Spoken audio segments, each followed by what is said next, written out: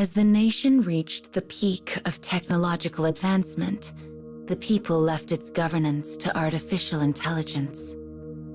Though the nation's survival was once in question, the skills of the second AI unit stabilized it once she was brought online. But alas, the first AI had flown too close to the sun, and some people came to harbor ill feelings toward their new artificial leader.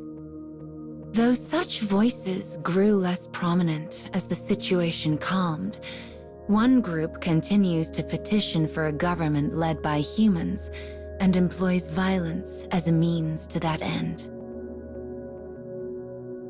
The girl charged with the country's survival has been forced to deal with these remaining activists. She must find a way to halt their continued harmful actions. According to a subordinate, the group leader's identity is a mystery. But the timing of their actions leads the girl to believe there is a mole in the government. Yet proof of this theory eludes her. I'm sorry to have kept you waiting. The voice belongs to a woman with an intelligent glint in her eyes. Her words pull the girl back from the depths of her reverie. The woman is a minister who has served with loyalty and skill since the day the girl was awakened. Her favorite notebook in hand, she approaches the projection of the girl. The girl's sensors detect the faint scent of ink as the minister swiftly goes about her writing. After a quick, final glance at the numbers, the girl closes that data stream and accompanies the woman to her next task.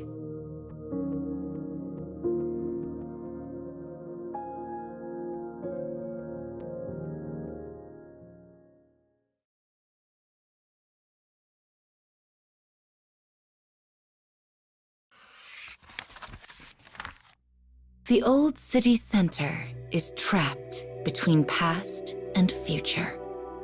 The state seeks to turn the area into a commercial district and has ordered all residents to evacuate so construction can begin.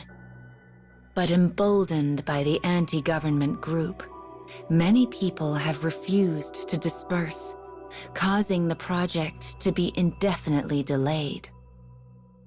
We should first confirm how many citizens have withdrawn, offers the minister. Yet the girl quickly rejects this suggestion.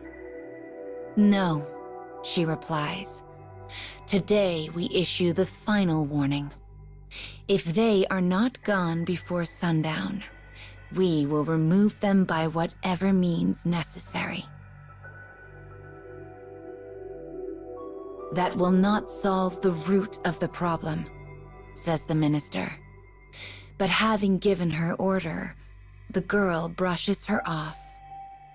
She knows the residents of the city center are using the recent anti-government activism to make a defiant stand, and she plans to end it here and now. Also, my mother lives here, whispers the minister. Her quiet plea is met with an icy chill. Your mother is no different from any other citizen.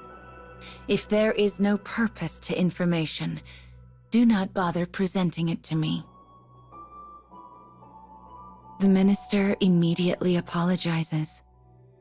After internalizing the girl's words, she returns to being the brusque, effective worker she has always been. As orders to disperse begin echoing around the neighborhood, construction machinery rolls into place.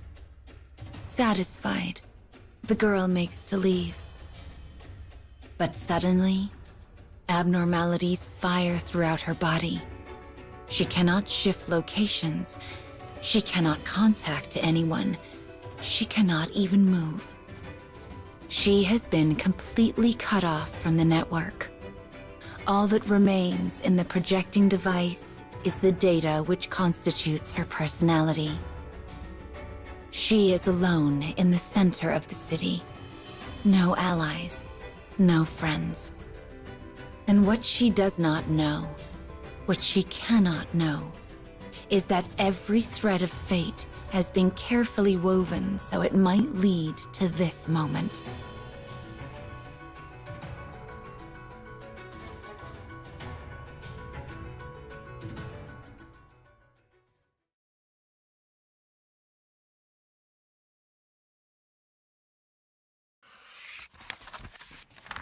From her car, the minister begins to smile as a riot breaks out near a crucial government server facility. She is the mole connected to the anti-government group. She is also their leader and the person responsible for trapping the AI. This is the minister's true face. She knows her ruse will buy them little time. But a little time is all she needs. If the girl is unable to rectify the situation while disconnected from the network, the people who believe in her will begin to lose heart. The minister intends to prove that relying on an AI for governance is unwise, which is why she had her compatriots in the group begin the riot. Her victory is all but assured. But then, an image comes across her monitor that leaves her dumbfounded. Breaking news. The anti-government group that attacked state servers has been subdued by a military unit stationed there ahead of time. The newscaster's image suddenly wavers, transforming into static before the minister's shocked eyes. A moment later, the girl pops into view, the same one who should be unable to access the network. "Your plan seems to be going well," she deadpans. The minister scowls. The girl slipped her trap far too quickly. "How long have you known?" she asks calmly. It was a solid plan. No, a perfect one. All communications within the group had been written down. There was no data trail to follow. And yet, the AI had known everything. You seem confused. Sadly, the only people who keep physical media these days, such as a notebook, are those who plot rebellion. That little book of yours was the perfect excuse for me to look into your activities. The minister's laugh rings hollow in her automobile. She had worked tirelessly in order to avoid suspicion, and yet a notebook had been her downfall. "You know something?" says the minister quietly. "I never could stand you." Nearby, a siren begins to wail. A moment later, her car is surrounded by soldiers.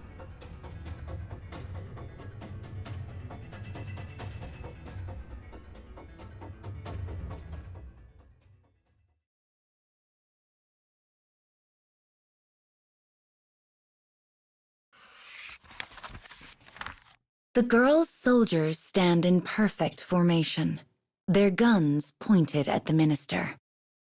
Things are now in motion that cannot be changed. Knowing the penalty for rebellion, the minister suddenly starts her car and races away. The soldiers move to shoot, but the AI stops them. Since my minister hates machines so much, let's give her the chance to drive without them. Suddenly, the woman's vision goes dark.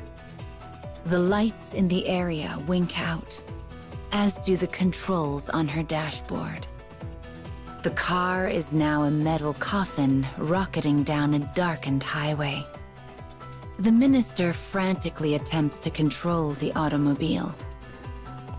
She grabs at the steering wheel, But then, what? How does she navigate, accelerate, brake? No matter how they may loathe it, humanity has unconsciously prostrated itself before the altar of machines and artificial intelligence. A moment later, the car slams into a building and explodes. Bright red flames illuminate the girl, and she closes her single eye against the blaze. "You brought this on yourself," she murmurs.